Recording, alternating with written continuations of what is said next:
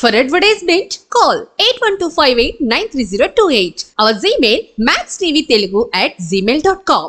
Max TV ప్రేక్షకులకు నమస్కారం. నేను మీ శ్రావ్య.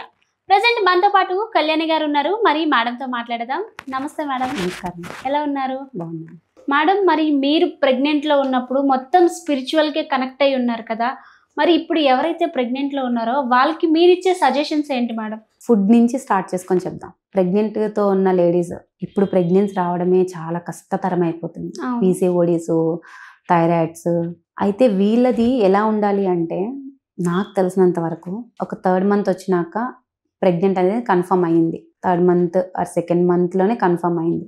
తీసుకునే ఫుడ్ ఎంత హెల్దీగా అయితే తీసుకుంటామో, మన థాట్స్ కూడా అంతే హెల్దీగా ఉంచుకుంటే చాలా హెల్దీగా ఉంటాం. ఫుడ్డే హెల్దీగా తీసుకోకూడదు, థాట్స్ కూడా హెల్దీగానే ఉండాలి.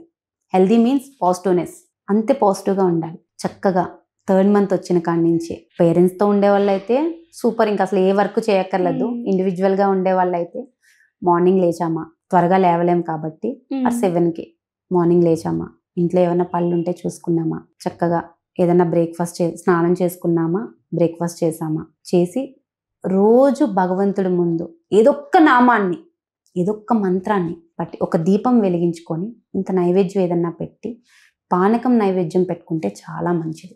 ప్రెగ్నెంట్తో ఉన్నప్పుడు హీట్ ఎక్కువ వస్తుంది అనమాట బాడీలోని. హీట్ ఎక్కువ వచ్చినప్పుడు పానకం చక్కగా చిన్న గ్లాస్కి పానకాన్ని పెట్టుకొని ఓ 2 daysకి ఒకసారి అయినా సరే ఆ పానకాన్ని తీసుకుంటే చాలా మంచిది. హీట్ ఎక్కువ అవుద్ది అని అంటారు. పానకం ఏంటంటే చల్లదనంకే కదా తాగుతాం మనం పానకం.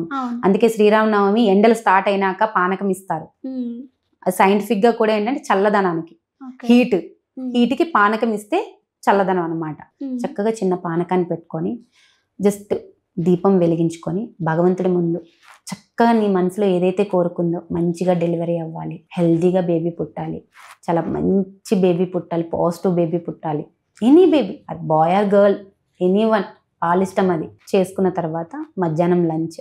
దగ్గరలో వెళ్ళగలిగితే పక్కన కానీ కొంచెం దగ్గరలో గుడి ఏదన్నా ఉంటే మనం నడిచినట్టు ఉంటుంది, ఆ టెంపుల్కి వెళ్ళి జస్ట్ భగవంతుని రోజు, అంటే ప్రెగ్నెంట్లో ఉన్నప్పుడు ఏ రూపాన్ని అయితే నువ్వు ఎక్కువగా తలుచుకుంటూ చూస్తూ ఉంటావో అంతే పాజిటివ్గా, అంతే మంచి రూపంతో బేబీ పుడుతుంది అని పెద్దవాళ్ళు అంటారనమాట.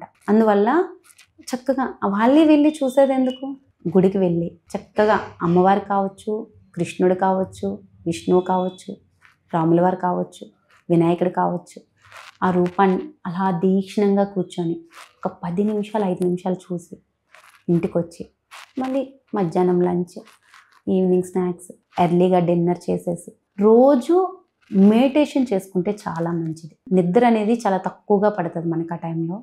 రోజు ఒక 5 or 10 minutes డైలీ ఇదే కంటిన్యూ. ఆ టైంలో వర్క్ చెప్పడానికి కూడా ఇంట్లో వాళ్ళు కానీ ఎవరు ఇష్టపెట్టుకోరు. చాలా వర్క్ తగ్గించేస్తారనమాట. వర్క్ తగ్గినప్పుడు స్పిరిచువల్గా, అంటే మంచివి వినడానికి, మంచి బుక్స్ చదవడానికి, మంచి బుక్స్ ఉన్నాయి, మంచి బుక్స్ చదవడానికి, మంచి ఎక్కువగా వినడానికి, రోజుకి ఎవరో ఒకరి చాగంటి గారి కానీ, గరికపాటి గారు కానీ, నందూరి గారు కానీ ఎంతోమంది చెప్పిన ప్రవచనాలు ఉన్నాయి, వాళ్ళు వినడానికి కానీ రోజు ఒక 10 నిమిషాలు, పావు గంట, అంటే మీ మైండ్ అంతా కూడా చాలా పాజిటివ్గా ఉంచుకుంటే డెలివరీ టైంలో అంతే పాజిటివ్గా పిల్లలు కంపల్సరీ పుడతారు. నువ్వు నెగిటివ్గా ఆలోచిస్తే నెగిటివ్గానే, ఎందుకంటే నువ్వు ఆ పాజిటివ్ టైంలో నువ్వు నేచర్కి చెప్పేది కూడా అంతే పాజిటివ్గా చెప్తావు. ఒక కోరిక అనేది భగవంతుడు ముందు చెప్పుకుంటే ఫస్ట్ ప్రకృతి వింటుంది.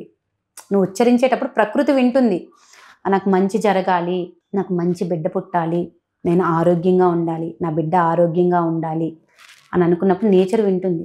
చెప్పాను కదా ఇందాక, పదే రోజు నువ్వే చెప్తే అదే జరుగుద్ది కంపల్సరీ. ప్రెగ్నెంట్తో ఉన్న లేడీస్ పదే చెప్తే అదే జరుగుద్ది. కాబట్టి సమస్యలు చాలా వస్తాయి ప్రెగ్నెంట్తో ఉన్నప్పుడు, ఎక్కువ వస్తాయి. ఇంట్లో గొడవలు అవ్వడం కానీ కొంతమందికి ఇలాంటివన్నీ చాలా ఎక్కువ వస్తాయి. అయినా సరే కొంచెం మనసు స్థిమితం చేసుకొని ఎక్కువ స్పిరిచువల్లో ఉండడానికి ట్రై చేస్తే చాలా బాగుంటాయి. ఫుడ్ కంపల్సరీ హెల్తీగా తీసుకుంటాము, అది మనం ప్రత్యేకంగా చెప్పడానికి ఏం లేదు. ఇప్పుడులో కంపల్సరీ ఫుడ్ పైన కాన్సన్ట్రేషన్ చేసి ప్రెగ్నెంట్తో ఉన్నప్పుడు ఇది తినాలి అది తినాలి అంటారు. నా సజెషన్ ప్రకారం ఏంటంటే, ఫుడ్ హెల్తీగా తీసుకుంటున్నాము, మన మైండ్ కూడా అంతే పాజిటివ్గా ఉంచండి. బయట ఏదో మూవీకి వెళ్ళాలి, ఎక్కడికో వెళ్ళాలి అనే కన్నా భగవంతుడికి ఒక అరగంట టైం ఇచ్చి, అది భగవంతుడికి మనం ఇస్తున్నాం, మన కోసం మనం ఒక అరగంట టైం ఇచ్చుకొని లోపల ఉన్న బిడ్డ కోసం మాట్లాడండి. 7th మంత్ వచ్చిన తర్వాత బిడ్డతో మాట్లాడితే వింటది కూడా, కంపల్సరీ వింటది. బిడ్డతో మాట్లాడుకోవచ్చు. అది సైంటిఫిక్గా కూడా రుజువైంది, బిడ్డ వింటుంది అని కంపల్సరీ. గాజులు కూడా వేస్తారు కదా, ఈ గాజుల శబ్దానికి బిడ్డ కదులుతుంది. అందుకే 7th మంత్కి శ్రీమంతం చేస్తారు. ఆ గాజుల సౌండ్ 9th మంత్ వరకు నువ్వు ఎటు మూవ్ అయితే బిడ్డ అటు కదులుతుంది. అది ఒక మంచి పాజిటివ్నెస్కి. ఈ గాజుల సౌండ్ అనేది మంచి పాజిటివ్నెస్ సౌండ్ అనమాట. అందుకే బిడ్డ కదులుతుంది.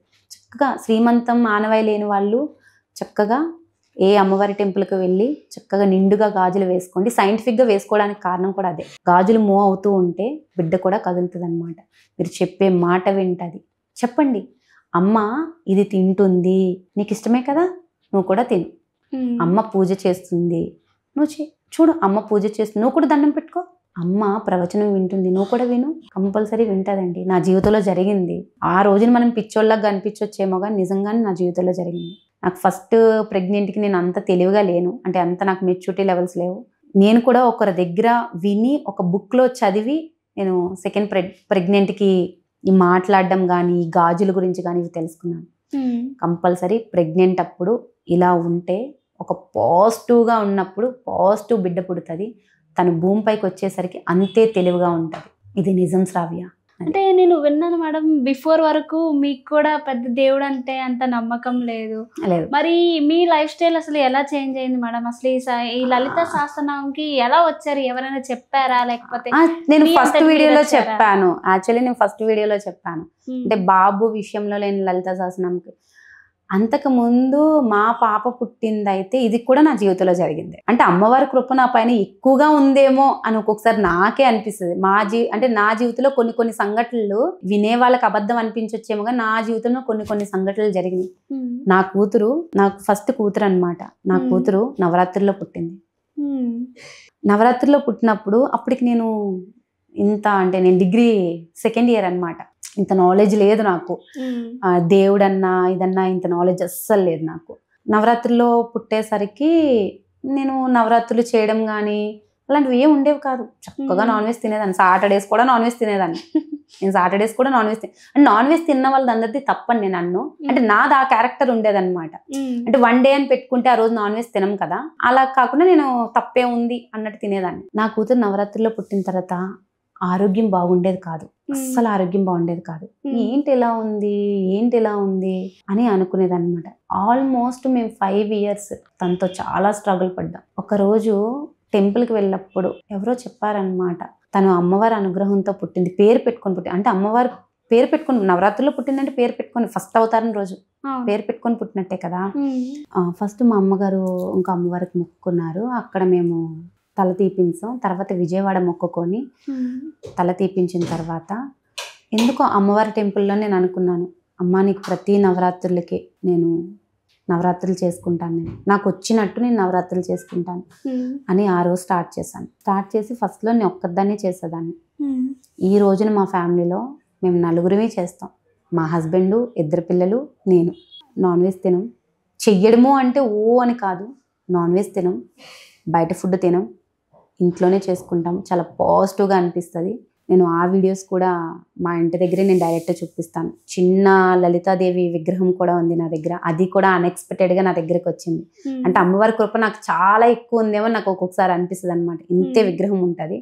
అమ్మ ఎంత కళగా ఉంటుందంటే చాలా కళగా. నాకు శుక్రవారాలు కానీ మంగళవారాలు కానీ నేను అంతే విశేషంగా చేసుకుంటాను అనమాట.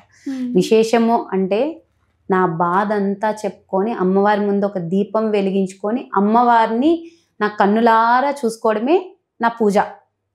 అమ్మవారిని నా కన్నులారా చూసుకుంటాను. అంటే లిటరలీ ఈ రోజు కూడా నేను చెప్తున్నప్పుడు నాకు అమ్మవారు కనిపిస్తున్నట్టే అనిపిస్తుంది. చక్కగా చెరుగ్గడ పట్టుకొని, కురులు, ముక్కు బుడక, ఇటు లక్ష్మీదేవి, ఇటు సరస్వతీదేవి. ఇప్పుడు కూడా నాకు అలా, అంటే ఆ రూపం కళ్ళు మూస్తే నాకు ఆ రూపం కనిపించినట్టు అనిపిస్తుంది అనమాట. అంత బిలీవ్ చేసే వరకు వచ్చాను నేను. ఏమీ నమ్మని స్థాయి నుంచి ఈ స్థాయి వరకు నాకు అమ్మవారు అంటే అనిపిస్తాం. అలా నేను బిలీవ్ చేయడానికి కారణం నా కూతురు పుట్టడం నవరాత్రిలో, నా కొడుకు కడుపులో ఉన్నప్పుడు నేను చదివింది లలితా సహస్రనామం. అంటే అమ్మవారికి నాకు చాలా సంబంధం ఉంది. లలితాదేవి నా అమ్మే ఏమో ఆ రూపంలో ఉన్నది, మా ఇంట్లో మా అమ్మ ఉందేమో అని నాకు అనిపిస్తుంది అనమాట. చాలా చక్కగా చెప్పారు madam. Thank you so much. Okay, thank you.